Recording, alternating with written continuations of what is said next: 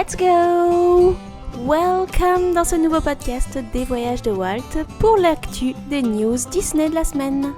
Et alors forcément la première news est à Animal Kingdom. On ne pouvait pas passer outre cette dose de mignonnerie qu'on a reçue pendant toute la semaine avec l'arrivée au Maharaja Jungle Trek d'Animal Kingdom du bébé tigre Baxo. Ça y est, le petit tigre tout mignon est sorti et visible des visiteurs.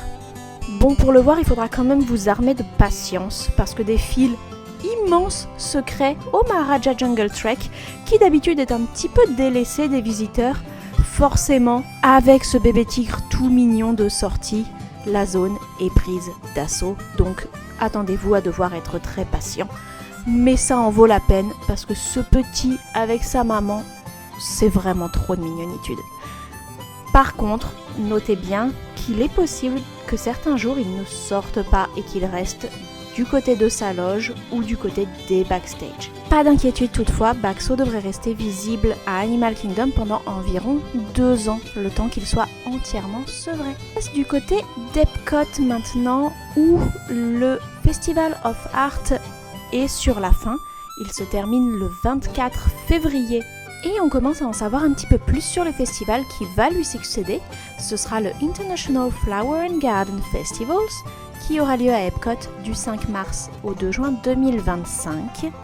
Les festivités commencent à dévoiler leur programme avec principalement la liste des concerts à venir. Si vous y êtes à cette période, vous allez pouvoir assister à pas moins de 25 concerts différents avec des artistes comme The Orchestra, Simple Plan, The Pointer Sisters, soit environ 25 artistes dont je n'ai strictement jamais entendu parler. Ces concerts sont entièrement gratuits, cependant si vous souhaitez être assis au niveau de la scène, il vous faudra réserver et ce dès maintenant parce que les places vont partir très vite. Vous pouvez toutefois, si vous souhaitez observer et écouter le concert d'un petit peu plus loin, le voir simplement en passant sans aucune réservation et entièrement gratuitement.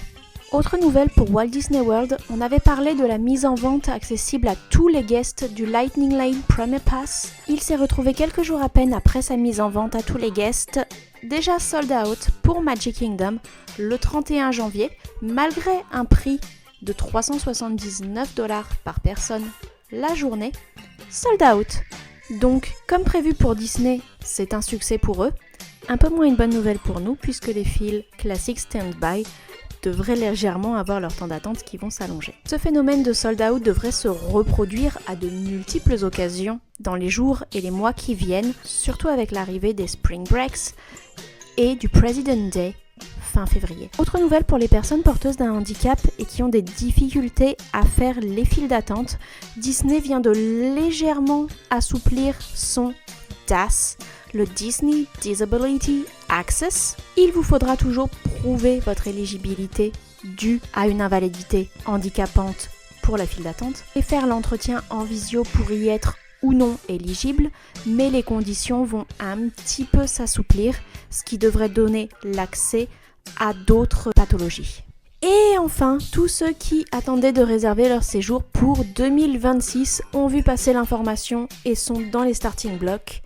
Les réservations sont ouvertes pour toute l'année 2026. Petit tips toutefois, avant de vous ruer sur les réservations, sachez que même si ça vous permet de budgétiser votre séjour, vous aurez au printemps l'arrivée de la grosse promotion sur vos séjours de 2026.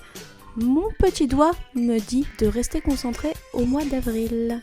On part maintenant sur les Disney Cruise Line avec le retour du Dine and Play qui permet aux enfants inscrits à l'Oceaners Club et aux parents qui ont leur dîner en second seating, c'est-à-dire le repas du deuxième service de 8h15 le soir, d'avoir une personne de l'équipe d'animation qui vient chercher votre enfant directement au niveau de votre restaurant entre 9h et 9h15 pour l'emmener directement à la salle de jeu.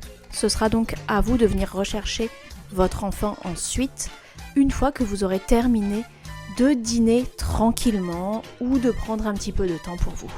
Terminons du côté des Universal Studios Hollywood qui ont annoncé leur FanFest Night, des soirées privées à thème sur Back to the Future, Dungeons and Dragons, Nintendo World, Harry Potter et des mangas. Universal vient d'annoncer les tarifs de ces soirées ainsi que les dates qui auront lieu entre avril et mai. Une occasion toute particulière d'avoir des animations spéciales, des rencontres avec des personnages exclusifs comme Yoshi par exemple, ou de vous balader dans des décors de films comme ceux de Back to the Future.